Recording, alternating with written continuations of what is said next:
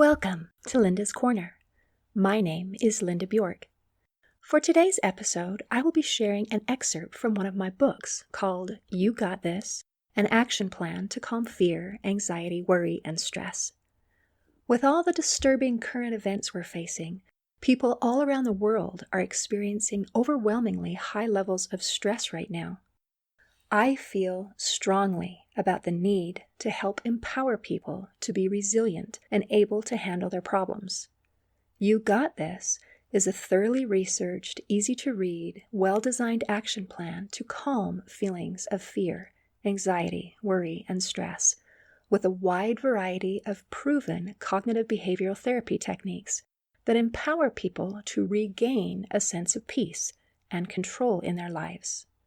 You Got This will show you how to decrease stressors, increase coping skills, increase confidence, increase resilience, and find solutions to your problems.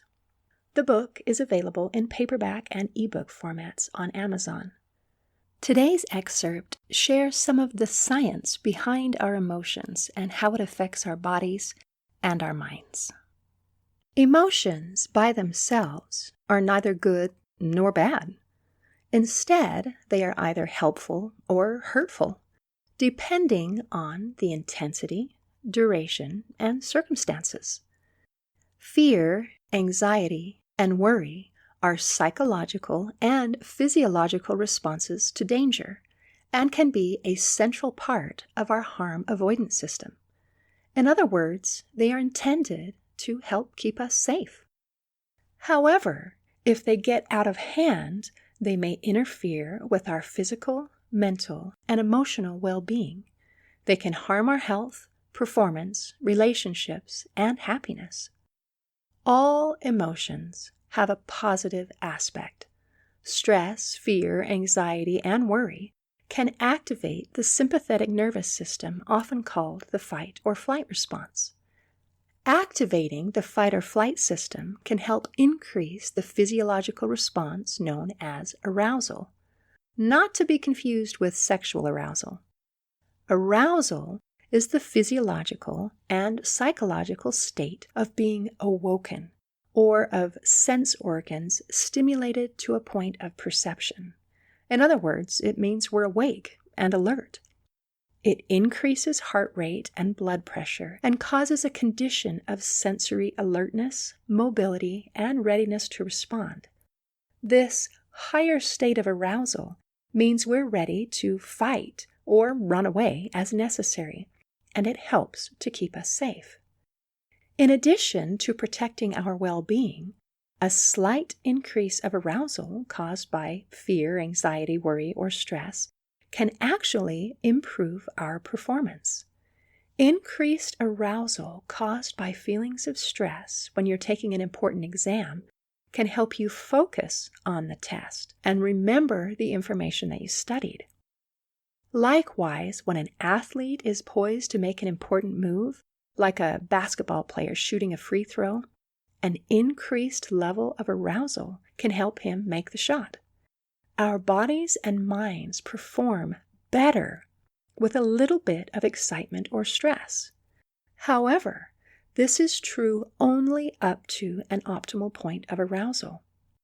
If we feel too much stress or anxiety, then the level of performance drops. Sometimes it drops dramatically. Too much test anxiety can impair your ability to concentrate, and it makes it more difficult to remember the correct answers. And if a basketball player gets too stressed out, he may choke and miss the shot. In psychology, this relationship between arousal levels and performance is known as the Yerkes-Dodson law. The law was first described in 1908 by the psychologists Robert Yerkes and John Dillingham Dodson. Through a series of experiments, they discovered that mild electrical shocks could be used to motivate rats to complete a maze. But when the shocks became too strong, the rats would just scurry around in random directions trying to escape. Their experiments suggested that there is a relationship between performance and arousal. Increased arousal can help improve performance, but only up to a certain point. At the point when arousal becomes excessive, performance diminishes. There are lessons from the Yerkes-Dodson curve. Stress, fear, anxiety, and worry are often considered negative emotions, but they are actually a part of a beautifully orchestrated design to benefit us by increasing our performance and helping to keep us safe. They are not our enemy, and we don't need to eliminate them entirely or pretend that we don't have these emotions. Remember that according to the Yerkes-Dodson curve, a little bit of arousal caused by stress, anxiety, fear, worry, or whatever can actually improve our performance efficiency. If we have low arousal, we don't care, and we don't perform very well. But with a moderate level of stress, we actually increase our level of performance. We are energized to face whatever challenge is ahead. However, high levels of stress and anxiety decrease performance because we become overwhelmed. The arousal caused by stress and anxiety no longer give a little boost to help overcome challenges. Instead, they actually compound the problem by making it worse. Most people are aware of the negative consequences of stress and anxiety and its toll on society and on individuals. Anxiety disorders are the most common mental illness in the U.S., affecting 40 million adults in the United States ages 18 and older, or about 18.1% of the population every year. That means that about 1 out of every 6 people suffer from some type of anxiety disorder. Treating anxiety can be expensive. The average annual medical cost for individuals diagnosed with any anxiety disorder was estimated at $6,475 in 2005. Furthermore, it's not uncommon for someone with an anxiety disorder to also suffer from depression, or vice versa. Nearly 1/2 of those diagnosed with depression are also diagnosed with an anxiety disorder. Some experts believe that depression is caused by a feeling that you are unable to solve your problems. Therefore, learning how to cope with fear, anxiety, worry, and stress in a healthy manner is an excellent way to help prevent depression from creeping in. We want to be able to calm and manage these emotions so that they can benefit us rather than harming us. Understanding a little about the autonomic nervous system helps in understanding how the results of our emotions can be either helpful or hurtful. Our bodies have an autonomic nervous system which regulates bodily functions such as heart rate, digestion, respiratory rate, pupillary response, and so forth. The autonomic nervous system has separate branches. One is called the sympathetic nervous system and is often called the fight or flight system. Another branch is called the parasympathetic nervous system, which is often called the rest and digest system. In many cases, both of these systems have opposite actions, where one system activates a physiological response and the other inhibits it. In other words, our bodies are designed to naturally take care of things like our digestion and immune system to keep us nourished and healthy. But during times of an emergency, the body puts those things on hold in order to direct energy into more important things, like the ability to run away from danger right now. Our bodies produce a stress hormone called cortisol, which is like a built-in alarm. It works with certain parts of your brain to control your mood, motivation, and fear. It accelerates heartbeat, increases blood sugar, and alters other body systems to prepare your body to respond to the danger. When your body is on high alert, cortisol can alter or shut down functions that get in the way. These might include your digestive or reproductive systems, your immune system, or even your growth processes.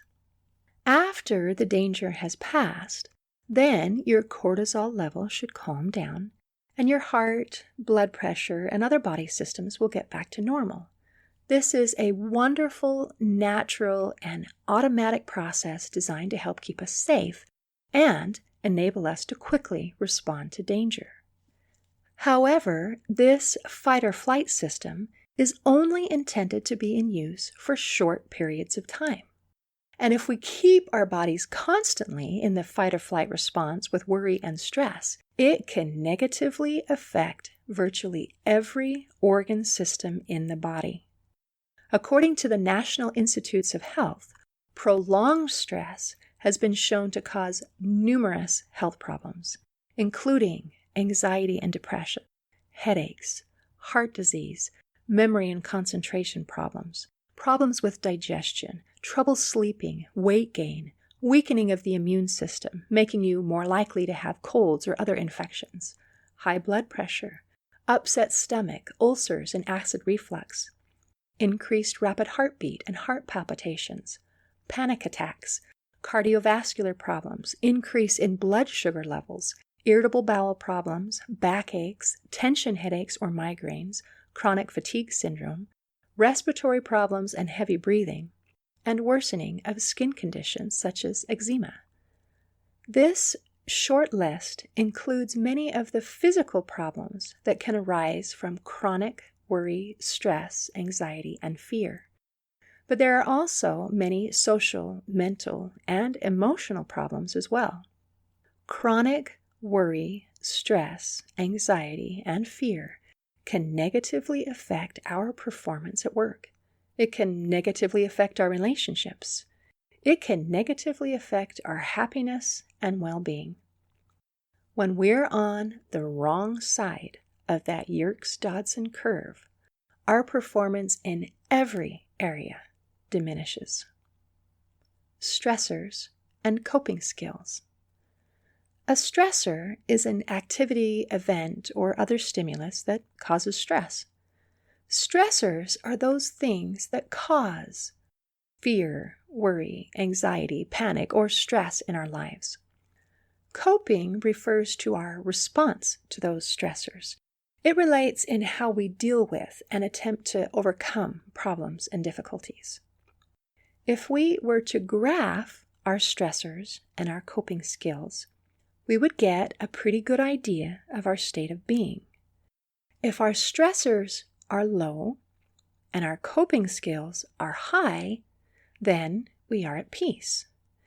If our stressors are high and our coping skills are also high, it might be challenging, but we are typically able to overcome any obstacles. However, if we find that the stressors are high and our coping skills are low, then our feelings of stress are high and we feel overwhelmed and unable to cope. Our coping skills can typically be broken down into two areas of focus. The first is our expertise. In other words, it is our level of skill, ability, confidence, and resources to do whatever task is before us. For example, a 5-year-old might be overwhelmed by the task of adding 6 plus 7. But to a 10-year-old, that task is extremely simple.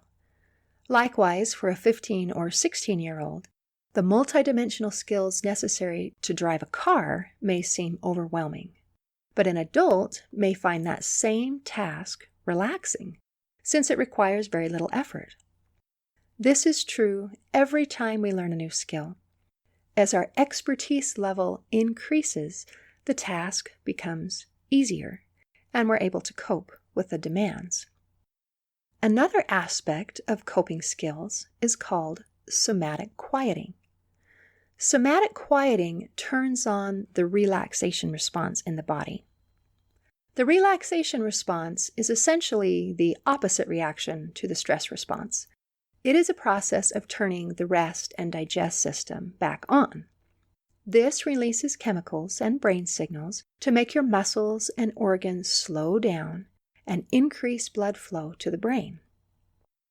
The term relaxation response was coined by Dr. Herbert Benson, an American medical doctor, cardiologist, author, and a founder of mind-body medicine.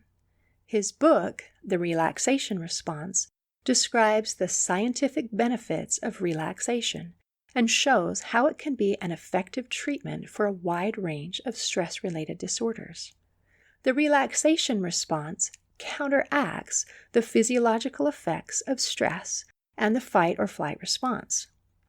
His research, conducted in the 1960s and 1970s, helped to demystify meditation and brought it to the mainstream by demonstrating how meditation promotes better health, lower stress levels, increased well-being, and reduced blood pressure levels. When our bodies and minds are in a constant state of fight or flight, it narrows our focus and gives us a sort of tunnel vision. If we can get out of that fight or flight mentality and turn on the relaxation response, even for just a few moments each day, it gives our body and our mind a break.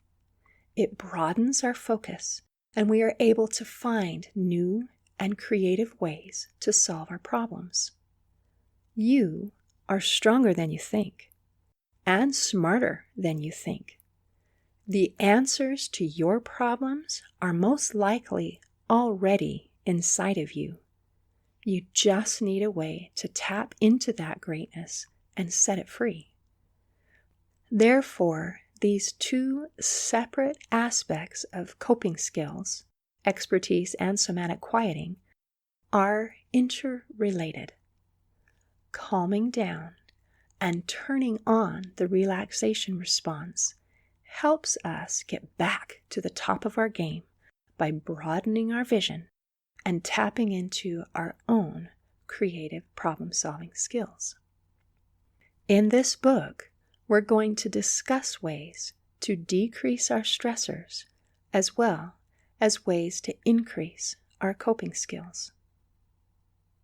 I hope you have enjoyed this excerpt from my book, You Got This, an action plan to calm fear, anxiety, worry, and stress. I feel strongly about the need to help empower people to be resilient and be able to handle their problems. So I will continue sharing excerpts from the book in other episodes of Linda's Corner. In closing, I'd like to share a quote from Leslie Householder, the best-selling author of The Jackrabbit Factor. Organized, well-researched, and filled with easy-to-read personal stories and examples, You Got This is a great resource if you're feeling overwhelmed. See you next time on Linda's Corner.